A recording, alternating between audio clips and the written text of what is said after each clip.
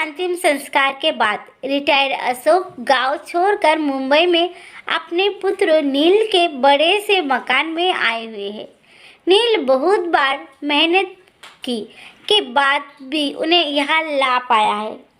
यद्यपि वो पहले भी कई बार प्रयास कर चुका था, किंतु अम्मा ही बाबूजी को ये कहकर रोक देती थी कि कहाँ वहाँ बेटे बहू की ज़िंदगी में दखल देने चलोगे, यही ठीक है। सारी ज़िंदगी यही गुजारी है और जो थोड़ी सी बची है उसे भी यही कर काट लेंगे, ठीक है ना। बस बाबूजी की इच्छा मर जाती, पर इस बार कोई सख्त अवरोध नहीं था और पत्नी की स्मृतियों में बेटे के स्नेह से अधिक ताकत नहीं थी। इसलिए अशोक मुंबई आ गई। नील एक बड़ी कंस्ट्रक्शन कंपनी में इंजीनियर है। उसने आलीशान घर वो गाड़ी ले रखी है। घर में घूमते ही अशोक ठिठक कर रुक गए। खुद मेज पर पैर रखे ही नहीं जा रहे हैं उनके। दरवाजे पर उन्हें रुका देखकर नील बोला, आइए बाबूजी, अंदर आइए। बेटा, मेरे गंदे पैरों से ये चटाई गंदी तो नहीं हो जाएगी? बाबूजी, आप उसकी चिंता ना करें। आइए, यहाँ सोफे पर बैठ जाइए। सहमे हुए कदमों में चलते हुए अशोक जैसे ही सोफे पर बैठे तो उनकी चीख निकल गई, अरे मर गया रे। उसने बैठते ही नरम और गुदगुदा सोफा की गद्दी अंदर तक धंस गई थी। इससे अशोक चिहुक कर चीख पड़े थे।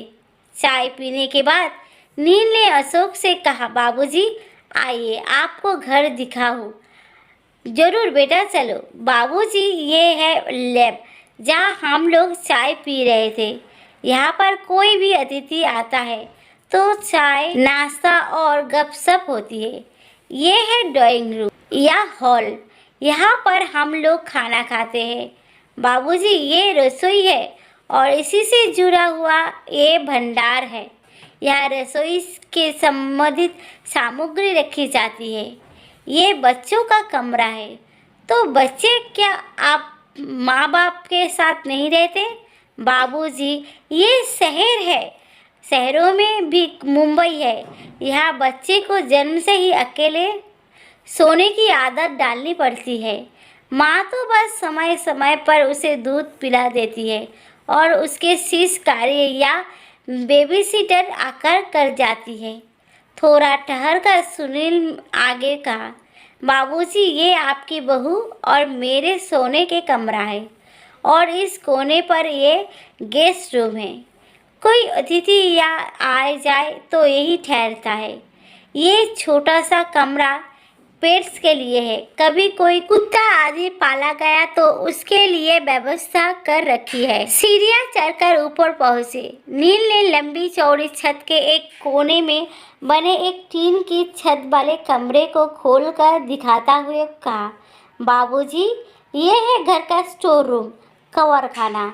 घर की सब टूटी फूटी और बेकार वस्तुएं यहीं पर एकत्रित कर देती जाती है और दीपावली होली पर इसकी सफाई कर दी जाती है। ऊपर ही यह एक बाथरूम है, टॉयलेट भी बना हुआ है। अशोक ने देखा कि इसी कब्र खाने के अंदर एक फोल्डिंग चारपाई पर बिस्तर लगा हुआ है और उसी पर उनका झोला रखा हुआ है। अशोक ने पलटकर नील की तरफ देखा, किंतु वो नीचे जा चुका था। अशोक चारपाई में बैठकर सोचने लगे कि ये कैसा मकान है जहाँ भविष्य में पाले जाने वाले पशु के लिए कमरे का विधान कर लिया जाता है, किंतु बूढ़े माँ बाप के लिए नहीं। इनके लिए तो कब्र का कमरा ही उचित आवास बना है। नहीं, मैं अभी कब्र नहीं हुआ हूँ। नील की माँ की सोच बिल्कुल सही था।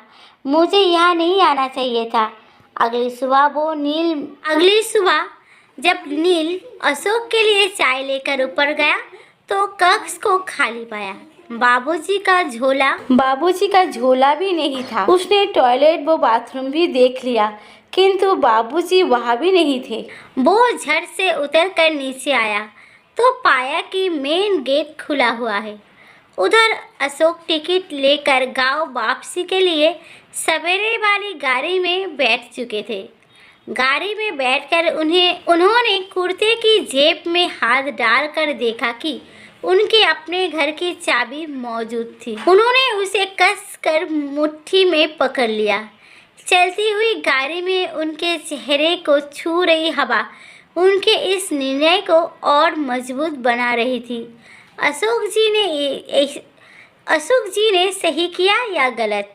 आपका क्या विचार है? कमेंट में